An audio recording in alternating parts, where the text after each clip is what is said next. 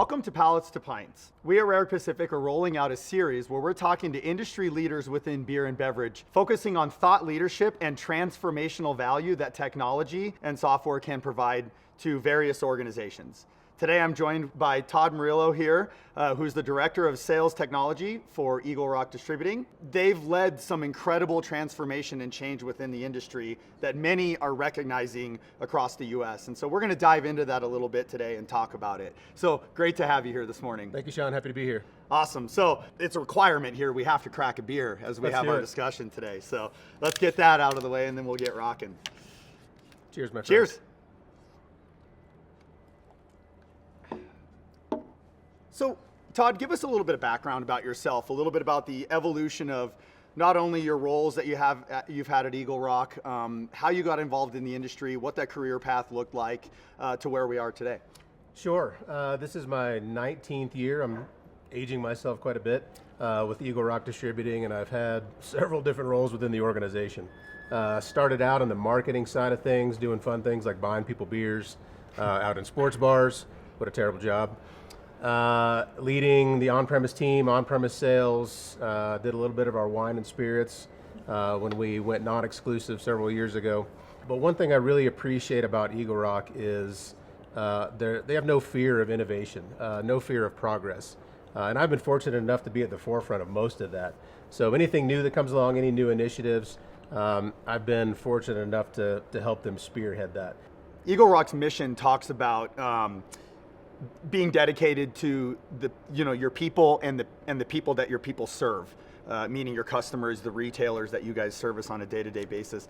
As you approach and look at innovation and how that impacts any process within operations or sales, describe how you all think about that. You kind of mentioned it, but dive in a little bit on how you guys think about that, how you prioritize different initiatives that you go after. Sure. I think from an AI or innovation perspective, there's really two clear paths that you can choose. Are you looking to replace either people or processes, or are you looking to enhance the people within your organization? I think Eagle Rock is proud to have chosen the latter. We really see AI innovation, these technology tools, as tools to empower our salespeople to be better partners in the market and to their retailers. There is no point in this dynamic where we can remove the human element from the relationship building that we do. We pride ourselves in building relationships with our retailers. That's how we build business. That's how we build brands. And I think that's what we're looking to continue to do with AI.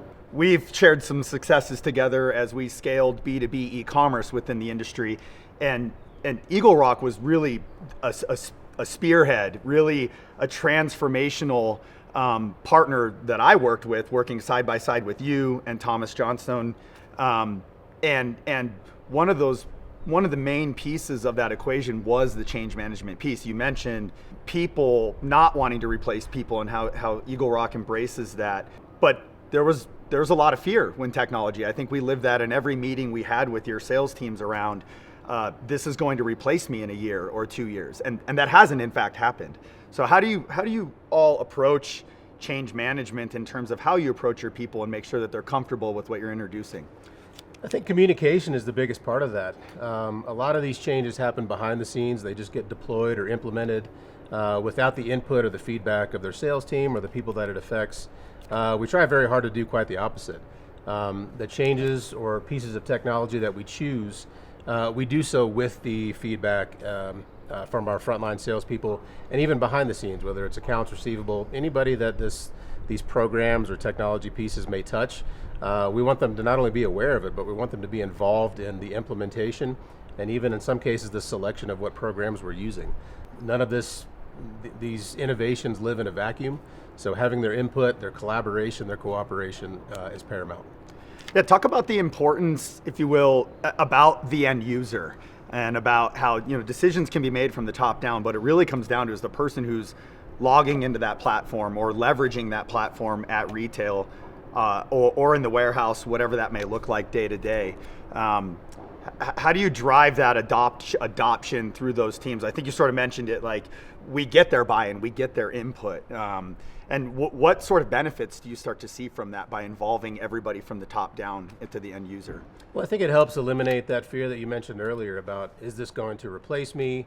Is this going to eliminate my job altogether? I think if they understand and are involved in the process or the evolution from the get-go, they're more enthusiastic about how we deploy it in the market and how the end user is ultimately affected. Yeah, and you brought up AI a couple times. I mean, obviously there's this massive buzz around it. Talk about how you're starting to leverage AI from a predictive ordering perspective. What is that driving for your sales team? What doors is that opening up for you guys to be able to sell more effectively or actually focus on selling and not taking orders? Sure. We've talked a lot within this industry about shifting the sales dynamic and making sure that our front line salespeople are no longer just order takers, are no longer just sales representatives. We want to deploy our people in the market to be true sales consultants, not just order takers. We've used a couple of different programs that helped us kind of realize that relationship or that dynamic, and it's done a couple of things. It's helped relieved the burden that things like order replenishment and inventory and those kind of very labor-intensive manual labor operations that they're tasked with from day to day. It's helped alleviate those or eliminate those in some cases, and freed up their time to have those consultative conversations with our retailers. It's especially important for us because we're a dual state wholesaler. One state is completely different than the other, but a lot of our brands require a little bit of nuance. We've got to massage them in the market. All that requires time, and all that requires face time and face-to-face conversations with our retailers that just won't happen and can't happen if you're counting boxes, counting bottles, if you're just doing order replenishment. So freeing up our salespeople to do that with our retailers has been unbelievable. So if we can solve the order replenishment piece with predictive ordering or suggestive ordering, let's do it. If we can solve the inventory piece with algorithmic functions, then let's do that too. We've gotten our feet wet over the last couple years. The results that we've seen have been tremendous, and we're excited about what's next. There's kind of that chasm between operations and sales, right? Church and state. And to be effective, they have to work well together. And often those data points live in different silos. Have you all made any strides to connect those dots at a deeper level to drive more cross-functional alignment in terms of how everybody operates more efficiently and works together? We have, and it was absolutely necessary. What we've seen over the past few years is as our portfolio gets more diversified, as we add things like salty snacks and we go further and further away from just beverages or bev out altogether, keeping the lines of communication open between all segments of our business has been painful at some points, but incredibly important as we all evolve. So all of those areas of our business need to communicate with one another. All need to understand what the other is doing. What we've done is tried to close as best we can, close those gaps of communication between sales and operations. Operations need to be prepared for what sales is forecasting and what specials we're running and what pricing and promotions we're going to be featuring. Same thing for the delivery team. So if everybody's prepared, if everybody's more aligned than we were in the past, we're going to be more successful. I know you touch mostly the sales function side of the business, but obviously as we have to be cross-functionally connected. How do you prioritize and look at what needs to be solved immediately? There's kind of that saying like distributors step over $1 to pick up a nickel, and we're always putting out fires. Every day is like to live to tomorrow, right? So how do you sort of prioritize and then start to look at what potential solutions can solve problems for you? Well, I think it's just that. It's very important to not be nearsighted. You can always get caught up in the problems that are right in front of you. I think it's more important to plan for the problems and or opportunities that are 2 steps ahead, a month ahead, 2 years ahead, 5 years ahead. Eagle Rock has done a pretty good job of doing that, not getting caught up in what's right in front of us, being much more proactive than reactive. And I'll give you a good example. On the ops side, as you mentioned, one of the ways we're going to use AI on the ops side is making sure that our warehouse setup is a little bit more fluid than it used to be. The legacy methodology of this product lives here, and that's kind of where it stays, and that's where we pull from. That doesn't work anymore. As the sales dynamic changes, as sales become more fluid, trends go up and down more quickly, our warehouse setup has evolved tremendously to react to that. So no more static placements. The warehouse evolves as sales evolve, or as trends go the negative way as well. And obviously, it's no secret that oftentimes warehouse automation or transformation is costly, expensive, time-consuming, different things like that. When it comes to the different offerings and technology providers or solutions providers that probably come at you regularly in terms of how they can try to help solve you problems, what's important in terms of partnership or that customer partnership relationship in terms of what's important to Eagle Rock, what's important to yourself in terms of driving that path forward? Yeah, I think that's a great question. I think anybody that we partner with, any potential solution that we explore, they have to keep both of our end users in mind, not only our frontline salespeople, but our retailers and our consumers as well. We've been fortunate enough to have the partners that we've had so far because they understand that we want to take the best care of our retailer that we possibly can. When you look at kind of the difference, and I see this, right? Like you've walked in many distributorships, partner distributors for many of your brands across the country as Eagle Rock scaled and grew over to Colorado and taking on a whole new market. You do see so many total beverage distributors really dragging their feet on things. And it's important that they understand the benefits of how they can move forward or the potential options to augment their business and how they can drive more efficiencies. And you guys are fantastic at that. What type of advice would you give to somebody who isn't quite sure? Where should they start? I think the best place to start is look outside of our own ecosystem. I think the bev alc industry has been insulated and also in some cases insulated itself from either change or technology. The old cliche of alcohol is recession proof. We've been proven the very hard way that that's not true. So you need to look outside of your own four walls, see what other industries are doing, see what other companies are doing. There's so much innovation and new ways of thinking, new strategies that you can employ. Let's go back to Eagle Rock a little bit. Like, what do you currently have on your plate now? I know you're rolling out some AI stuff.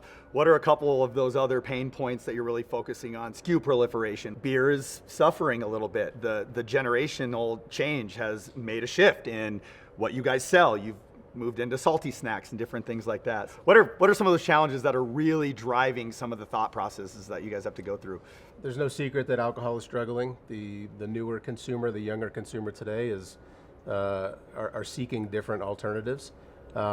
We've gone down or are going down the THC CBD path, seeing tremendous success already. We have no idea where that category is going to go or what laws or regulations may help drive that. But that's been an exciting venture for us for the past couple of years. You mentioned salty snacks, but I think the point is just diversifying the portfolio, not just keeping all your eggs in one basket with regards to beverage alcohol, but looking at what else you can fill trucks with. So, we've got some of the best logistical networks that are available. So if we can send a truck to you and sell something from that truck, then we're going to keep it full and we're going to sell it to you. Some of the other things that we're doing, moving on the front lines of things, is we've partnered with a company called Big Data that has been pretty amazing so far. They look at, let's say we have an account here. Big Data will look at this account and take in thousands of different data points to say, okay, this retailer is close to a gym, it's also close to a high-end liquor store, it's also close to several grocery outlets.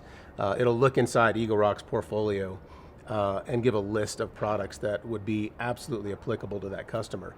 And we've put that in the hands of our frontline salespeople. So they're no longer going in just saying, I think this will work, or my supplier really wants me to talk to you about this.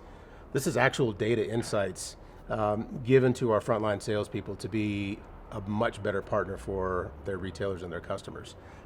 Been doing that for a little over a year now with tremendous success. So any opportunity where we can make our people better is what we're going to look for. Yeah, it's interesting. I mean, I've been in several sales roles on the supplier side, the distributor side, cut my teeth at a distributor for many years in the younger part of my career as well. I'm dating myself too. Often a sales consultant will walk in with blinders on, like, here's the 10 goals I have this month and I got to execute those. But it's not necessarily like square peg round hole. It might not be the right account for that product, and building brands in the right places based on the consumer is important.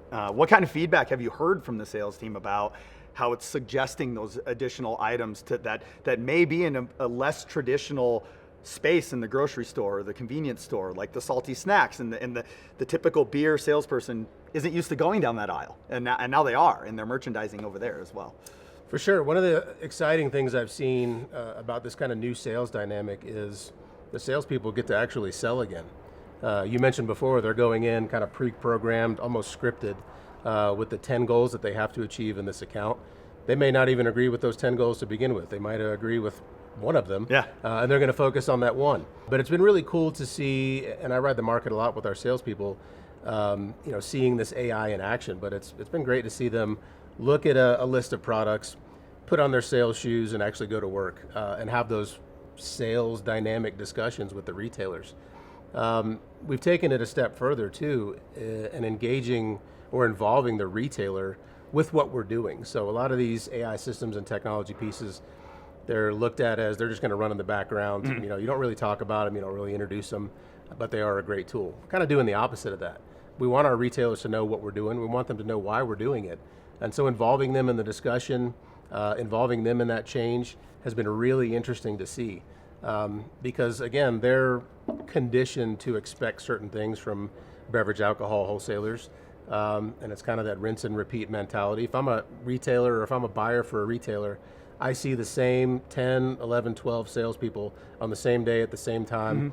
They usually have the same sales pitch over and over again. It just happens to be a different product, but it's kind of the same sales pitch, right? This has created a paradigm shift, if you will. So now these products aren't just a blanket approach, the same kind of thing I brought last week. This is something different, and that discussion and that product can be tailored specifically to that retailer. So that's been pretty interesting to see that retailer getting involved and almost them getting excited about what we're bringing that's new from week to week or from sales call to sales call. You can provide that proof in the pudding, right? It's Absolutely. like here's the consumer that resonates in this zip code tied to these brands, having so much data and insights back those conversations and support those conversations, other than just a pre-printed sales sheet from your supplier to say, well, it tastes like this and you can expect this and you can expect that. Having real data and insights that you can show and share with your retailers is tremendously impactful. I'm a call me a little bit old school, but I'm a big sweat equity believer. And you mentioned you go out and do a ton of ride with, so you need to understand how your team is leveraging this. From a technology partner perspective, or a customer of ours, what's important for technology and software providers to understand about that? Like, give some advice or describe what's important for you in terms of getting out and people getting their hands dirty to really understand the problems that you face, like at the street level, to help you drive transformational change. Yeah, when you're dealing with retailers, the nuance in those conversations and kind of restrictions that they may have, whether it's budgetary, whether it's a demographic type of thing, there's so many things that go into that sales dynamic, that sales call, that unless you're out in the market engaging with those retailers, understanding their problems and capabilities, you're never going to understand. So if you're building a piece of software, or if you're investing in a new piece of technology, if you're missing that element of what your retailer truly needs or what challenges that they face, you're going to fall flat. Yeah, no, that's great advice. I'm always a believer. Everybody I work with, I'm like, get out and get on a truck. Absolutely. Go throw some cases, understand the nuances of building a display, making sure pricing is in the right places, different things like that. And that's at the point of delivery, that's at the retail level, sales level, but also in the warehouse, just understanding and walking and all those pain points and identify and uncover those opportunities of where technology might be able to fit in and augment, right, versus not necessarily replace. It is incredibly important. When we high five in 5 years and we look back on today, what do you hope this chapter in Eagle Rock's story will represent, and where's it going? What does the future look like? I think the future looks great, and I'm being overly optimistic in an atmosphere of struggling alcohol sales. But again, I'm privileged enough to work for a company that is forward-thinking, not scared of innovation. But I think some of the trends that we're seeing are going to continue. Consolidation is going to continue to happen. I think that's a requirement for some wholesalers to survive. I think diversification is going to continue. People are going to keep looking beyond beer and beyond beverage alcohol. But I think kind of the wholesaler of the future is a lean, agile entity that embraces the change and some of the opportunities that are in front of it. I'm happy to be part of an organization that's ahead of that curve. We're already starting to see the benefits of doing that, and I hope they continue. You guys have been best in class with that kind of stuff. I mean, it's been really neat to not only focus on Georgia originally, but then as you guys acquired some business out here, I mean, just look at this facility, incredible. The changes that you're making up in Loveland and how you distribute products out across the whole state is really incredible what you've done and the impact you've made on this market, which is very different than Georgia. You know, you mentioned a little bit of that. So you got to juggle a lot of different swords at one time. Very true. You know, I'm comfortable being uncomfortable, right?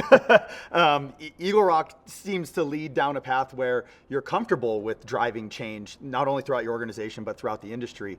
Can you walk me through a step-by-step process of how you execute change and what that looks like? I think it's first acknowledging, are you making changes just for the sake of change, or are you making changes that are truly impactful to your organization?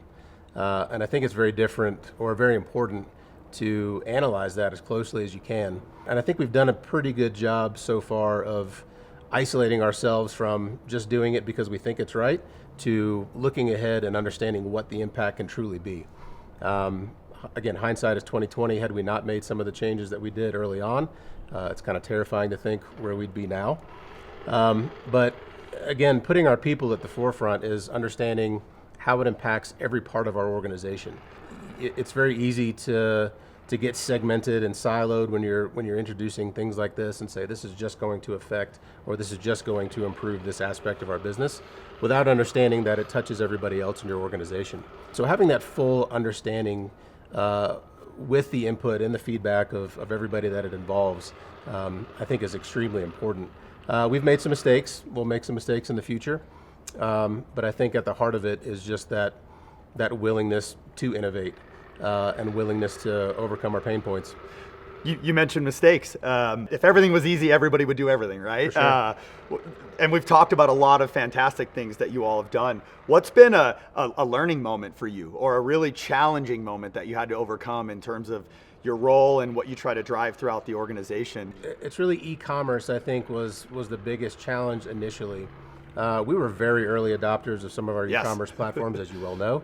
At the time, being somewhat of a unicorn, speaking a language that many other beverage wholesalers were speaking, it was very difficult to get buy-in from our frontline salespeople.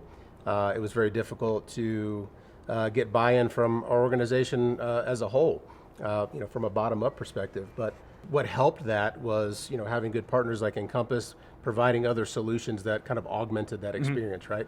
All of a sudden, it wasn't just e-commerce; it was digital payments as well. So now we're pulling in the accounts receivable department. They made great innovations on the warehouse ops and receiving side as well. So not just applying that to one portion of our business or one group within our organization, being able to provide solutions to everybody in the organization was how we overcame it. But that was e-commerce was difficult in the beginning. It's funny because it brings me back to some of those moments where we were out on work lists here in the market, and there's a number of e-commerce, B2B e-commerce partners in this market specifically, right? And did it become more challenging because there were we're a deeply competitive industry, right? I think it's unlike any other. I know that there's brands out there that compete head to head, day to day, but to me, there's just something about beer specifically, beverage. But when you had some of your closest competitors in the market also selling a bit of e-commerce, how did that help or hurt the conversation with retailers? I think it depends on the approach that our competitors took. I mentioned it earlier when we're talking about AI. You can augment your people or you can replace them. The same thing happened with e-commerce. Some people decided to leverage e-commerce to replace their people and replace them with an online ordering portal or a website. Or, we always talk about how we chose the other path, which is to enhance our people, enhance our relationships with retailers. Early on, we saw e-commerce as a way to just speed up the ordering process and enhance the relationships with our retailers by giving back some time to sell to our salespeople. It helped us when our competitors took the opposite approach.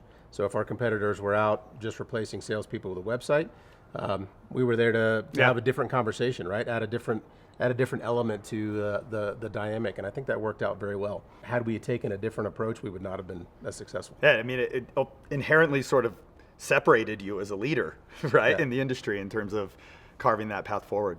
If you were to sit down with an up-and-coming individual who was interested in getting into the industry, may not have a lot of historical context or experiences that like you and I and many other veterans have lived through, what advice would you give them? And what would you tell them about how to approach their role, the industry? Yeah, I think my best piece of advice would be just don't be afraid. We've seen enough disruption, or probably more disruption in the past 5 to 7 years in this industry than we ever have in the industry going back since the beginning.